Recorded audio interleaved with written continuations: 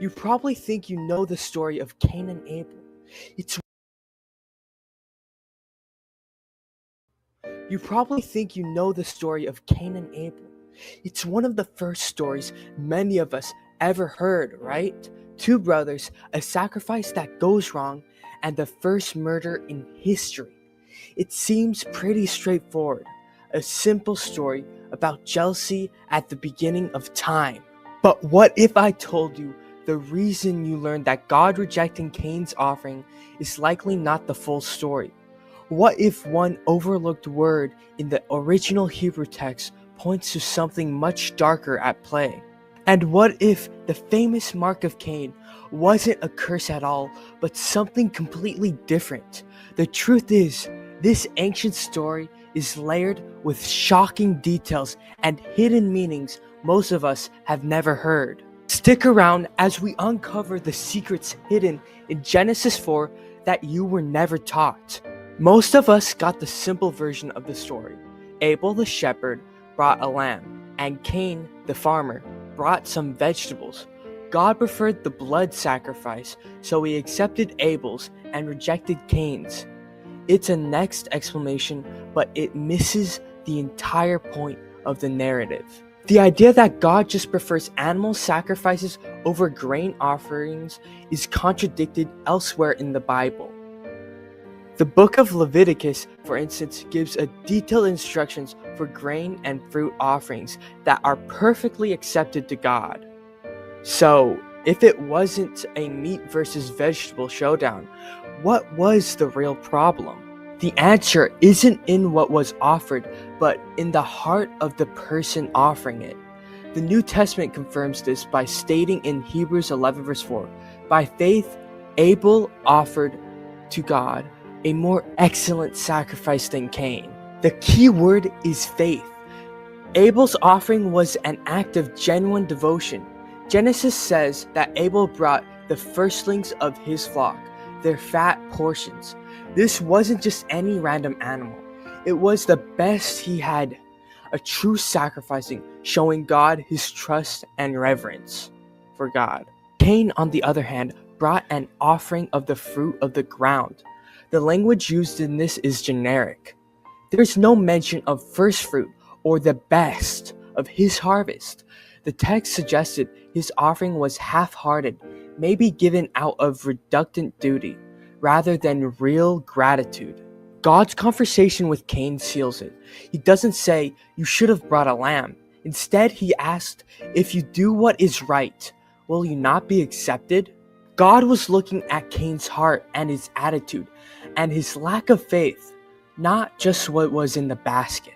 The rejection wasn't about the gift, it was about the giver. It was a problem of the heart and the internal corruption that was about to unleash something terrifying. God's warning to Cain is one of the most chilling and debated phrases in all of Genesis. He says, "Sin is crouching at your door. It desires to have you, but you must rule over it." We often read this as a metaphor for temptation, but the original language hints at a potential and more sinister image. The Hebrew word for crouching, rebets, is significant, while most translations view this as a powerful personification of sin poised to attack like a predator. Some scholars point to the ancient world that Genesis was written.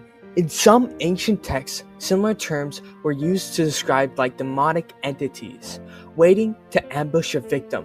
This has led to some suggest the imagery here isn't just about a bad impulse, but an active predatory force waiting for an opening. He might be revealing the spiritual reality behind Cain's struggle, warning him to think about it from a different perspective. God isn't just telling Cain to get a grip on his anger, but power is at the threshold of his heart, ready to pounce and take control. The desire of this crouching thing is to possess him. God commands you must rule over it, becomes a call to spiritual warfare. Cain has a choice: master this predatory evil or become its tool. This interpretation reframes the story. Cain's sin isn't just spontaneous fit of jealousy. It becomes a failure to master a powerful external like impulse that he is willing to let in. He didn't just give in to a bad mood. He opened a crouching door that allowed the power to work through him. This adds a terrifying layer to the narrative, suggesting the battle against sin has always been more than just a struggle with our own nature. In the ancient world, names were rarely just labels. They often describe a person's character, their destiny, or even their whole life. The names of Cain and Abel are a perfect example, acting as a hidden prophecy of the whole tragedy before it even happened. When her first son is born, Eve said, "I have acquired a man with the help of the Lord." The name Cain in the Hebrew, which is spelt Qayin, is a play on the word quana, which means to acquire, to get, or to possess. His very name is tied to ownership. Cain becomes a tiller of the ground, a man who's obsessed with his work and controls the earth. His identity is based on what he can produce and own. From birth, Abel's name is a tragic prophecy of his fate. He is the vapor, the one whose life will be gone in an instant, like a puff of smoke. Think about what this means. Cain, the possessor, becomes obsessed with what he has and what he doesn't. His jealousy is that of a man defined by worldly things. He can't stand that his brother's offering is accepted while his isn't. In his rage, the possessor rises up and extinguishes his brother's breath. The story is literally written in their names. If you find these hidden details as fascinating as I do, hit that like button and subscribe.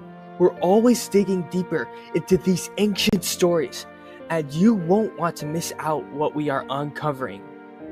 This brings us to one of the most oldest questions about the Bible. If only Adam and Eve and Cain were left, where did Cain's wife come from? The answer is hidden in plain sight. In Genesis chapter 5 verse 4 it says Adam and Eve had other sons and daughters. At the dawn of humanity, the only option was to marry a close relative, like a sister. While that's shocking to us, the first thing was that the law of Moses wasn't given until centuries later, that they were against marrying your own sister. And second, the generic dangers didn't exist yet, as the human gene pool was still pure. The story isn't hiding a plot hole. It simply assumes we understand this was a necessary thing to populate the earth. Next is the famous mark of Cain, which is widely misunderstood as a curse after his sentence. Cain fears being killed, so God does something unexpected. He put a mark on Cain so that no one can come upon him and would kill him. For centuries, people have seen this as a brand of shame, but the text is clear. The mark of Cain wasn't a punishment. It was an act of mercy. It was a sign of God's protection over the very murder he just exiled. God's message was that revenge belongs to him alone. The mark of Cain isn't a symbol of shame, but a divine shocking symbol of divine grace. Cain's legacy isn't just murder, it's also civilization in exile.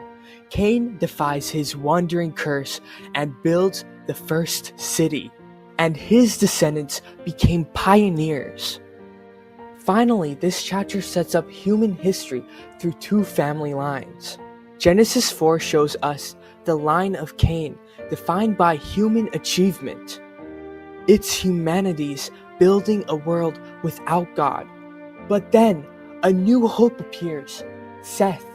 Eve's new son starts a different lineage. While Cain's line builds cities, Seth's lines is defined by a simple, powerful act. People begin to call on the name of the Lord. This creates the theme of two seeds seen throughout the Bible. The way of Cain represents worldly pride, and a way of Seth represents the family of faith. So, the story of Cain and Abel is far from more than a simple tale of jealousy. It's a complex narrative of prophecy, spiritual warfare, and divine mercy. We see a curse that was actually protection and the birth of civilization from a line of outcasts. Most of all, it establishes the two paths that define human history: building our kingdom like Cain, or calling God's name like Seth. It forces us to ask timeless questions. Which path are we on today? The way of godless progress or the way of faith?